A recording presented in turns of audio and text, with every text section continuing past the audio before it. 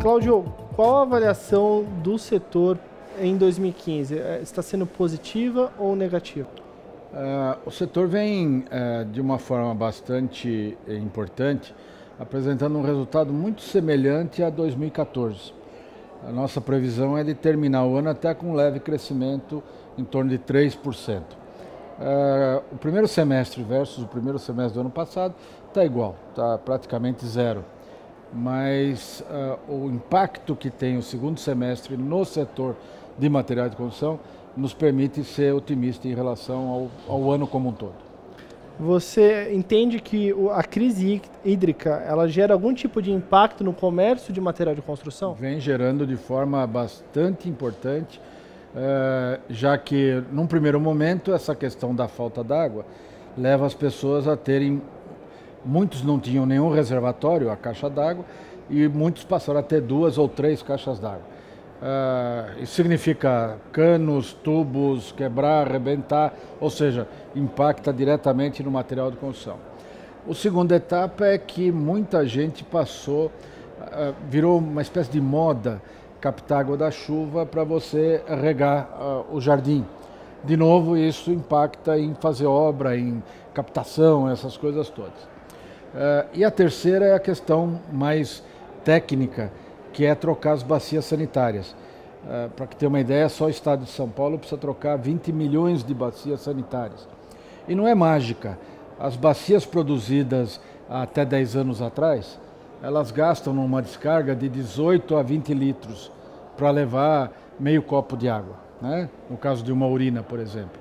E as bacias produzidas de 10 anos para cá gastam em média 4,5 litros de água. Então, a economia é extraordinária somente trocando as bacias, que elas é que não tinham tecnologia para poder funcionarem.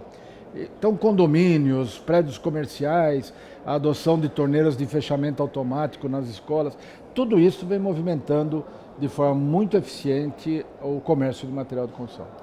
Ainda na questão ambiental, a gente entende que haverá também uma procura no futuro por conta das placas solares para redução de energia.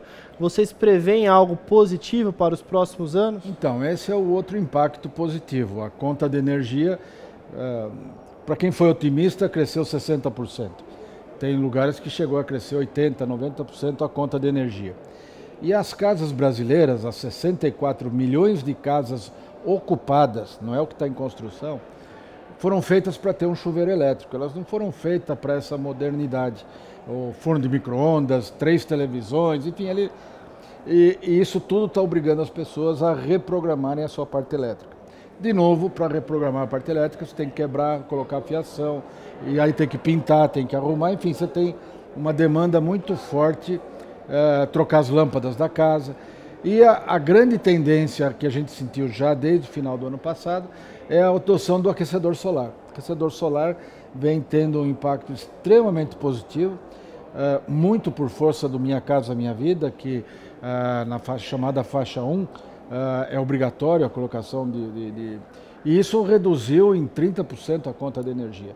Então o pessoal está acostumando com essa questão e sem dúvida nenhuma, num primeiro momento o aquecedor solar para chuveiros e num segundo momento um pouco mais sofisticado, a geração própria ou a cogeração de energia.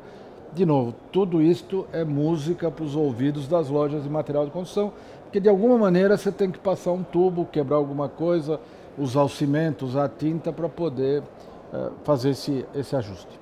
Só para finalizar, o lançamento do Minha Casa Minha Vida 3, seguindo as regras da norma de desempenho, pode gerar um impacto positivo para o setor? Olha, o Minha Casa Minha Vida tem um impacto 100% positivo.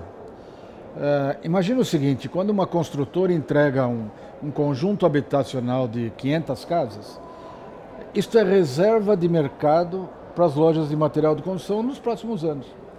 Porque em algum momento ele vai ter que pintar, ele vai ter que fazer manutenção, ampliação e essas coisas todas.